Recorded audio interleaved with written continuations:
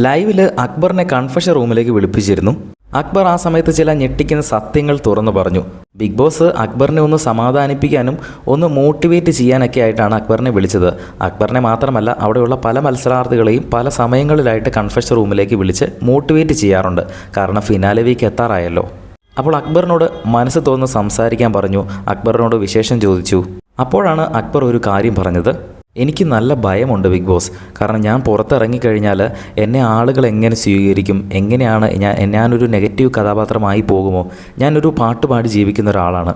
അപ്പോൾ എൻ്റെ പ്രൊഫഷനെ അത് ബാധിക്കുമോ? കാരണം ഈ ഒരുപാട് ലക്ഷങ്ങളൊക്കെ മുടക്കി PR വർക്ക് എടുത്തിട്ടുള്ള ഒരുപാട് പേരൊക്കെ ഉണ്ടല്ലോ.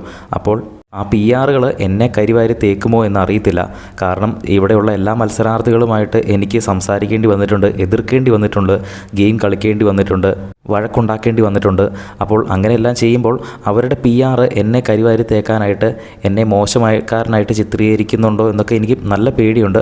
കാരണം ഞാൻ ഒരു പാട്ടുപാടി ജീവിക്കുന്ന നല്ലൊരു പ്രൊഫഷനായിട്ട് മുന്നോട്ട് പോകുന്ന ഒരാളാണ്. അപ്പോൾ എനിക്കിനി അതായിട്ട് മുന്നോട്ട് പോകാൻ പറ്റുമോ എന്നൊക്കെ ഒരു ടെൻഷനുണ്ട്. എനിക്ക് മൊത്തത്തിലൊരു നെഗറ്റീവ് ഇമേജ് ആണോ, പ്രേക്ഷകർ എന്നെ സ്വീകരിക്കുമോ എന്നുള്ള ടെൻഷനൊക്കെ ഉണ്ട് എന്ന് അക്ബർ ബിഗ് ബോസിൻ്റെ അടുത്ത് തുറന്ന് സംസാരിച്ചു. അപ്പോൾ ബിഗ് ബോസ് ഒന്ന് മോട്ടിവേറ്റ് ചെയ്ത് വിടുന്നുണ്ട്. അക്ബർ, ഒരാളുടെ കഴിവുകളൊന്നും അങ്ങനെ മറ്റാർക്കും തന്നെ മാറ്റിയെടുക്കാൻ സാധിക്കില്ല. നിങ്ങൾക്ക് പ്രേക്ഷകരെ വോട്ട് ചെയ്യുന്നത് കൊണ്ട് മാത്രമാണ് നിങ്ങളിവിടെ നിൽക്കുന്നത്. പ്രേക്ഷകർക്ക് നിങ്ങളെ ഇഷ്ടമായതുകൊണ്ടാണ് വോട്ട് ചെയ്യുന്നത്. അപ്പോൾ നിങ്ങൾ നല്ല രീതിയിൽ ഗെയിം കളിക്കൂ, ഗെയിമിൽ കോൺസെൻട്രേറ്റ് ചെയ്ത് മുന്നോട്ട് പോകൂ.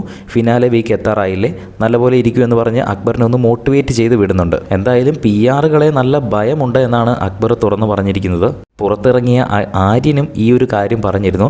ആര്യൻ സൂചിപ്പിച്ചത് അനിമോളെ പറ്റി തന്നെയാണ്. കാരണം അനിമോളുടെ PR ആര്യനെ മോശക്കാരനായിട്ട് ചിത്രീകരിക്കും എന്നുള്ള രീതിയിലാണ് ആര്യൻ സംസാരിച്ചത്. ഇവിടെ ഇപ്പോൾ അക്ബർ അനുമോളുടെ പേര് എടുത്ത് പറഞ്ഞിട്ടൊന്നുമില്ല. പക്ഷേ ഈ PR 16 ലക്ഷം എന്നൊക്കെ പറഞ്ഞ് PR വർക്ക് ഏറ്റെടുത്തിരിക്കുന്നത് അനുമോളാണ് എന്നുള്ള ചർച്ചകൾ ഒരുപാട് ആ ഒരു ബിഗ് ബോസ് വീടിനകത്തും പുറത്തുമായിട്ട് നടന്നിട്ടുള്ളത് കൊണ്ട് തന്നെ PR വർക്കും ലക്ഷത്തിൻ്റെ കണക്കും പറയുമ്പോൾ പെട്ടെന്ന് തന്നെ അനുമോളുടെ ഇമേജാണ് പെട്ടെന്ന് എല്ലാവരുടെയും മനസ്സിലേക്ക് വരുന്നത്. നിങ്ങൾക്ക് എന്താണ് തോന്നുന്നത്? താഴെ ഒന്ന് കമൻറ്റ് ചെയ്യുക. കൂടുതൽ അപ്ഡേറ്റുകളുമായി വീണ്ടും വരാം.